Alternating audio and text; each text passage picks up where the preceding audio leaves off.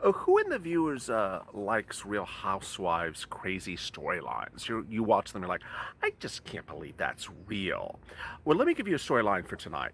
Um, Not today, but a week ago this Saturday, we're going to have a party at the White House in the Rose Garden to introduce our new Supreme Court nominee. Such great news. And no one's going to wear masks. We have a lot of Republicans there, a lot of people who are on the committee that is going to try to, get her approved, the Judiciary Committee in the Senate that are Republicans, and they're not going to wear masks. Then we know that's a Saturday. We know that on Monday, Nancy is going to introduce her horrible bill in the House, which will probably pass, and is going to land in the Senate, and we don't want it to pass in the Senate. So that's Saturday. Needless to say, something happens. One person has COVID, spreads it to other people. We get COVID. Three people get COVID that are senators, Republicans in the House, in the Senate, that are on the committee that would be normally dealing with the judiciary nominee. And on Monday, Nancy introduces her bill. Generally, that Purple Power group, they're trying to, stop her. We get a couple people to vote against her, but she does pass it and lands in our Senate. We think it's dead. That's really great news because it's dead. But then suddenly the negotiations start to go really well. And then Steve and Nancy get close by the end of the week. And we really don't like it. We don't like any bill that's over 1.5. And this one's heading to like 1.6, maybe 1.7. And then we have one senator get COVID, but we say we're going to keep it open. And then we have a second senator get COVID, but we can keep it open.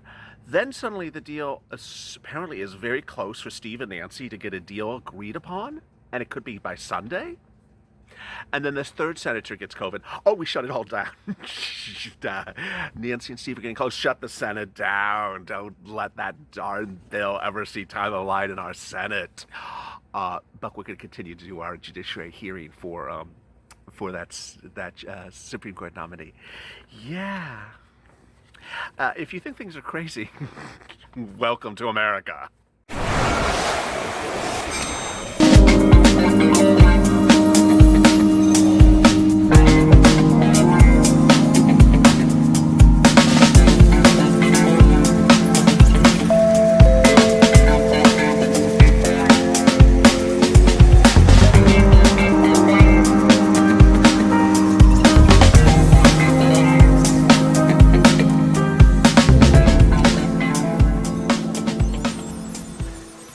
Hey, good evening, everybody. This is Evenings LALATE with really shocking, crazy twists and turns in a night in which everything is happening.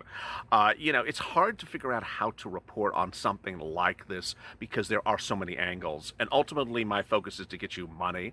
And I don't care how we get you the money. And I can certainly position the storyline for a lot of different ways. I could do it as a tirade. I could do it as a pep talk. I could do it as a bland delivery. Or I could also do it as a call to action. And I think tonight it's going to be both a call to action and a path to get you money. So go to the front of the channel, subscribe, because there's going to be big developments in this video, and also like this video. Let me tell you where we are tonight and what you can and cannot do as a group of the Purple Power. Of course, right after this video is Purple Power with more about this changing development. As a group, you cannot get something introduced to the Senate floor because there is no Senate floor. It's now closed. That is a fait accompli. You don't want anything on the House floor because the House is really sort of not effective for you at the moment. And do you want to really, push Nancy and Steve to get some type of thing done if it doesn't become law? Let me recap where we are and how you can angle this and maybe get us on a right track, even though the situation is sort of confusing. Where we are tonight is that during the afternoon's LALATE broadcast, well, right before I taped, Mitch McConnell announced that he's closing the Senate. He's closing the Senate till October 19th because 3 senators have now contracted COVID-19. They're all Republicans.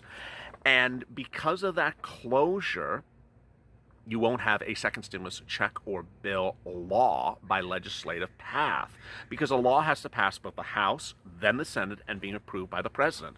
So there is no Senate open to approve the law. Now, to make this even more bizarre, it doesn't concern this channel. Mitch is keeping open the judiciary subcommittees, which don't pass law, to get his Supreme Court nominee pushed right through.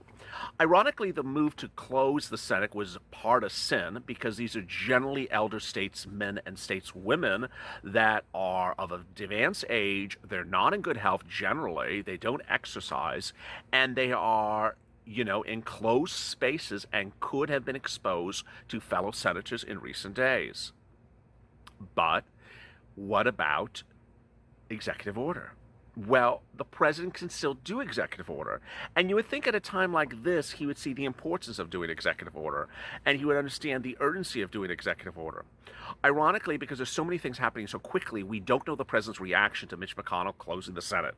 We simply just don't know his reaction. We have our own reaction, and we're not particularly happy about it. One of the most troubling thoughts that I have this afternoon, which could ultimately turn into a 15-minute tirade, but I'm not going to do it, and I'm not going to get angry, is the question of why have these bunch of nincompoops who simply don't prepare for anything, let alone the expiration of FPUC in July while they're on vacation, why do they not prepare to do remote congressional hearings and be able to vote on things remotely or electronically so that they're not in the chambers? And why is the president not put anything in process by executive order to order members of the Congress to do things remotely for purposes of passing legislation? I mean, this pandemic didn't just start yesterday. It started in February. And you would think that these people who have the ability to spend money like it's nobody's business, they're perfectly fine to spend billions of dollars on wasteful things that have no purpose whatsoever to have money. They can't spend a little money on their own offices, on their own Senate floor to figure out, what? Let's say this situation does get bad in November and we're all home in our homes eating $12 ice cream. We can still vote on very bad pot bills and lobster bills from our home in case of an emergency, because we are an emergency. I just don't, it makes me so angry that I'm just smiling so you don't see my anger, that these people just don't prepare for this situation today. If you did not watch Morning's LALATE when the situation was so dramatically different, I actually ran Mitch's quote in which he said, well, this pandemic's been around for a while and we've been able to work through it and figure it out. Well, that doesn't answer the situation tonight, Mitch, in which you have now closed the Senate because you have technically never set up the Senate to maneuver through things like this when situations get dire and people cannot be in the chambers of the Senate floor. Let me make something clear as as I'm addressing this issue. When we're passing stimulus, you need to have people that include both staffers, legislative bodies. You need to have a lot of support people to be going through these numbers and analyze them. And by not having that set up, it's deeply problematic. So, where should the Purple Power's focus be as we sit here at the 7-minute mark tonight? There should potentially be an addition of a new focus, which I'm just announcing tonight. And that is, there should be a push to say, darn it, do things electronically, you nincompoops. Problem solvers, blue dogs, New Democrat Coalition. Well, we did it before. Let's do it again. Get this done electronically, remotely.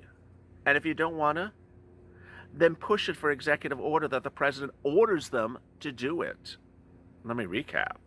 The president can order the Senate back in session. I detailed on an earlier video today, and I don't change my position, that ultimately the president can't order people who are sick to be in a chamber, nor can he order people that should be self-isolating who are next to people who were sick that should be self-isolating for the next 14 days, which brings you to, today's the 3rd, the 17th.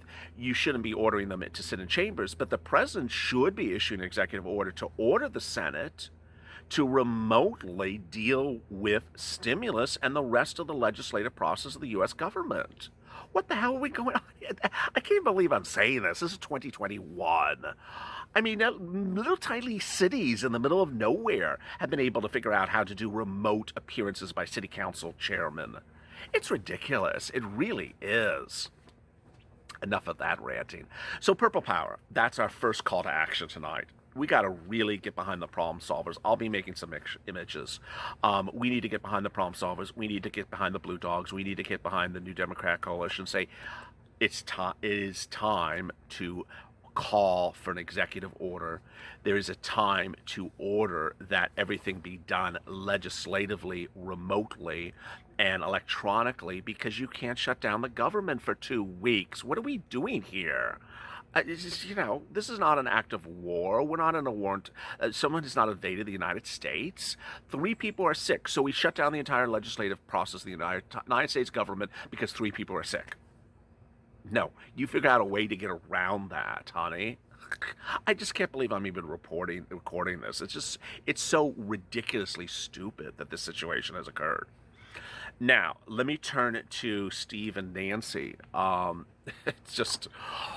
It's so weird to be talking about Steve and Nancy now because, one, I don't even know their health situation. 2, I don't even know if they have the how do you say it, the support staff to get this done.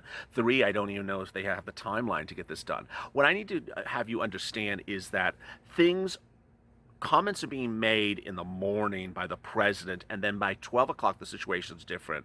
And I'm seeing a lot of people say, and even news reporters, I'm seeing news reporters say, oh, the president said get the stimulus check done, get the negotiations done. Well, he said that, sitting in the hospital before Mitch closed the Senate. So now it's like, okay, what are you getting stimulus checks done by legislative? There's no Senate. It's closed. So I understand that people are sometimes getting confused throughout the day because the news cycles changes so quickly. That one comment in the earlier part of the day looks so great, but now it's absolutely has no purpose anymore. And so as we sit here today, is Steve and Nancy reach an agreement? Does that mean much of anything procedurally? No, because there's no Senate to approve it.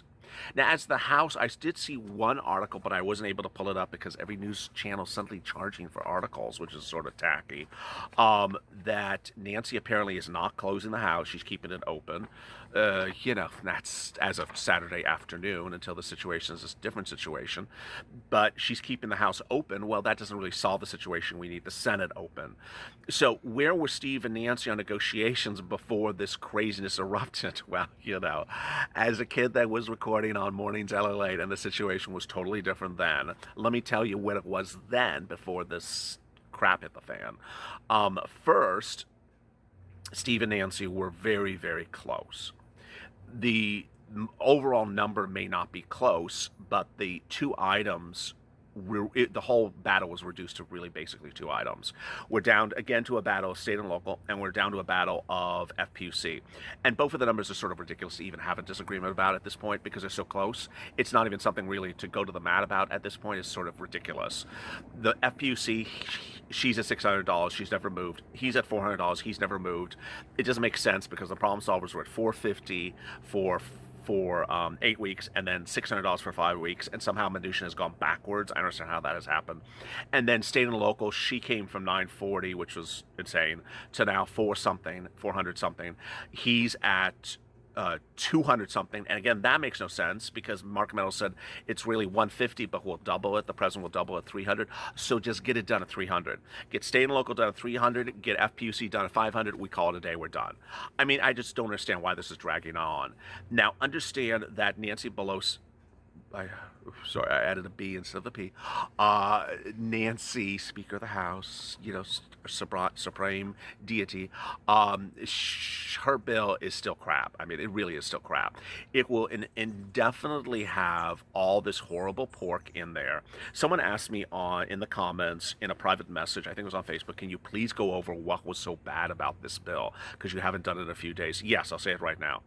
The bill gave this much to American families and this much to the federal government. The bill is basically a funding bill to run the operations of the federal government.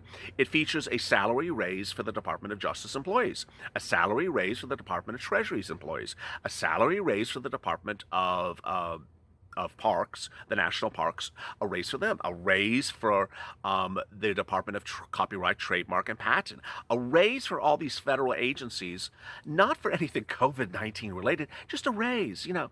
And every sentence was a joke because it literally said, a raise for the Department of Treasury, comma, because of COVID. Well, no, I mean, it's just, you know, why we just, you're just making it sound like it's related to COVID. It's not. The bill is not a stimulus package because the vast majority of the funds in the package have nothing to do with stimulating the economy. They have to do with running the federal government. Money and money and money and over and more money for salaries for federal employees. And then there's states. States don't need 2 years of grants. The Moody's Analytics and Governors Association's third-party analytics tools both said that it's about, at $900 billion, it's about 3 years of free grant money being given to the states for things that are unrelated for COVID-19. They don't need to give you as the citizens of your state any of that money for COVID-19. And even today, one senator whose name I did not print out on one of my printouts said, you know what, we know how to run our states. We know how much money we need for our states. You do not need to tell us we need this amount for the states.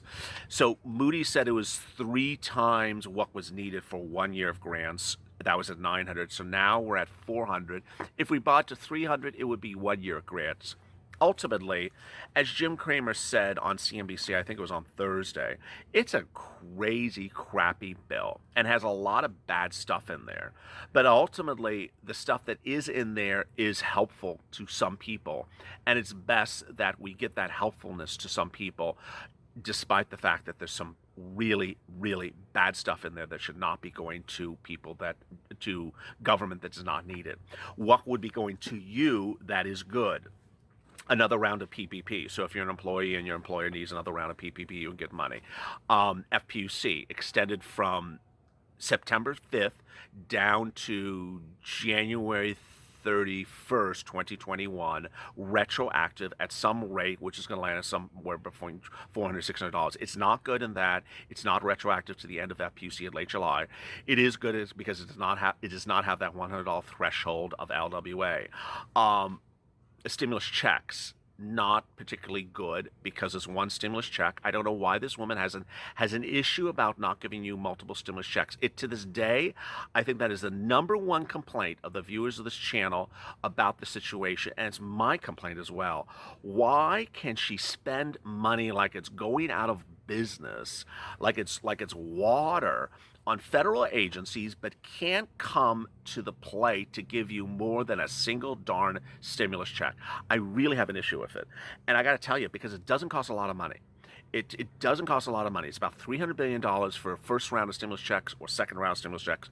Do another round in November. What is the problem of spending an additional $300 billion on an extra round of stimulus checks? The Problem Solvers bill has 2 stimulus checks. Hers is 1 stimulus check. Again, she seems to be cutting it left and right for families. The $1,200 stimulus check for minor dependents, which are children going hungry, and adult dependents is now $500. She cut that. She cut it from her own bill. Adults and single individuals, $1,200 to $1,200. Married couples, $2,400. Family of 4 would get would get the equivalent of that. Not taken out for child support, not taken out for collections or debts. But hazard pay has been cut by her as well. However, there are hazard pay-ish grant programs in the bill which are really good and a lot of money, and I'll be helping you get those. EIDL grant is back, but it's not well defined, and I know just expect a mess from it. EIDL loan is back. That's also really good, but I expect a mess with that as well. Ultimately, it's not where we should be on a bill. It is a mess. It should have been fixed. It still needs to be fixed. And ultimately, Steve Mnuchin may not agree to the situation. It's hard to say. If you believe Larry Kudlow, who's been the epitome of incorrect information since day one, he claims the parties were still really unmoving on numbers as of Friday. Mitch, however, as of Friday, said they're getting very close. So I don't know what's going on. Let me answer some of your credible questions from yesterday before all this hit. But before I do that, let me go over this. So the push for the Purple Power to get the Senate to do this remotely is one of the pushes we should start right now, and I'll start it with images tonight. The other push is executive orders. And I saw someone jump in the comments. It was very disconcerting. He said, "Oh, that's stupid executive orders."